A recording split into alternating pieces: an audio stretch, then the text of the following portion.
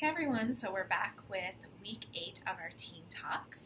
Once again, my topic is coming to me from a long list of suggestions that I've gathered from different teenagers that are in my life or have reached out to this page, so just kind of working my way through the list. Today's conversation piece is about the power of our word. So your word and your expression, your voice. So there's a few things that I want to cover here. The first and most important one is the power of your voice. So your voice is essentially an expression of who you are.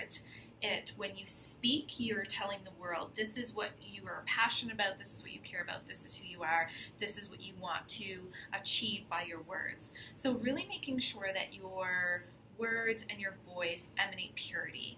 You don't want to have gossip coming from you. You don't especially want to say things that you don't mean, so being accountable for your word. That's a really important piece for today. And just being true to your word. So if something holds truly with you, then speak that. So really letting your voice and your expression be known to those around you and honoring that. So being really proud of what it is that you have to say, what your gift is to share with the world. So in terms of using our voice as an expression of who we are and the power of our word, something that I think is really important to talk about with teens is really knowing when to step away when people are gossiping. So if you can start to catch yourself as a teenager walking away from these situations or cutting it, calling people out when they're talking about somebody else, then as you get into your adult life, it will become that much easier to really steer clear of conversations that are just fueled by gossip and information that isn't relevant. So my suggestion for you, a little homework piece, is the next time you notice that your group of friends are picking on one person or group of people and everything that they have to say about them is negative, either remain silent until somebody calls you out on that. So maybe they'll say, like, how come you're not saying anything? Or why are you, standing up for them? This is your really powerful and pivotal moment to step in and be that voice for the person who's not there being talked about, to remind those around them that it's not their life, it's not their situation, it shouldn't even be a relevant piece in their conversation. If you can't hold off and stay silent, then go you. And then what I would suggest is to cut that off, to just say to somebody like, hey, why are we even talking about this? It's not bettering us as humans. It's not going to resolve the situation by us gossiping about it. And sometimes that's all people need, is that little reminder of, oh yeah, this is aimless conversation, just pastime, but really it's putting somebody down, and so it's unnecessary. So teens, that's your homework. It's really important to try and focus on that. So notice when conversation is gossip.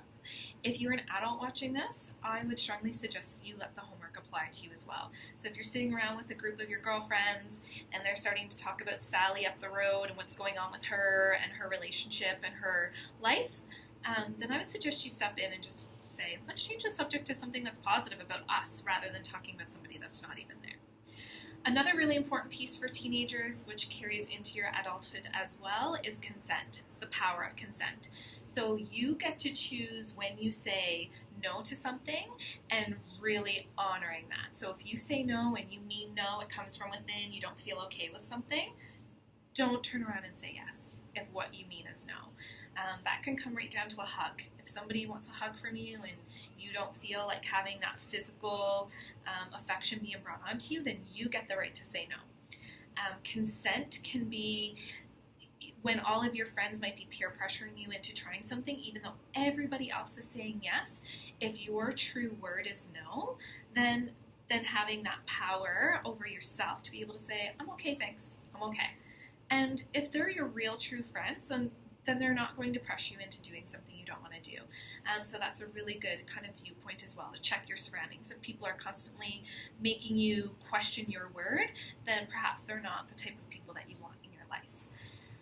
Another really important piece that I'd like to cover today before we head out, this maybe goes a little bit more for parents, but watching your words. So trying to limit words from our vocabulary or basically make them extinct, words such as hate. So hate was never allowed in my classroom. I don't like my friends or my family to speak hate. You can cannot like going to school, you cannot like eating broccoli. Those can be strong dislikes, but you don't hate them. So our words attract words. So if we are constantly expelling out hate, then that's what we're going to receive. If you are letting the world know that you have love in you to give, and love is in your voice and in your words and in your actions, then you'll quickly start to notice how you receive that back in your life as well. So a nice little reminder for you to think about with your words.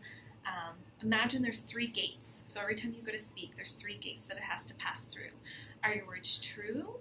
Are they necessary? And are they kind? And if your words can pass through all 3 of those gates, then speak. Tell your surroundings, your friends, the world, what it is that you have to say. If your words can't pass through those 3 gates, then I would suggest you take a step back. Take a few breaths, perhaps. Think about what it is that you were going to say. Is it relevant? Is it helpful? Does it bring purpose? And then I would probably recommend that when you realize it doesn't, then that's when you take that opportunity to listen. And so some of the best ways that we can be supportive to those around us, or be somebody that they feel comfortable to go to, is rather not to give your advice, but to just simply listen. That oftentimes lets the people that you know around them, that you love the most, when you're that ear for them to talk to. So that's it for today. Just the power of your voice. And I shouldn't even say just, because it's a really, really powerful tool. So I suggest that if you're somebody who's a little on the shyer side and you don't really feel powerful in that area of your life, try starting to speak up. Try saying what you mean. Try saying no when you mean no. And just really seeing how that serves you better in your day-to-day life. For those of you that maybe you know that you're always the loudest in the room, or often people remind you that you've cut them off in conversation, so just remember to value others' words as well. So maybe take that time to sit back and listen, and offer your advice at a later point when maybe it's needed then. So I hope everybody has a really great week. It's been 2 months now of doing these Teen Talks, and I love the support, and I'm once again just going to keep going with it, and I'll keep taking topics from teens as they suggest them to me, and adults, feel free if you want me to cover something anonymously so that you can share the link with your teen, then we can do that too. Okay, have a great week, everyone.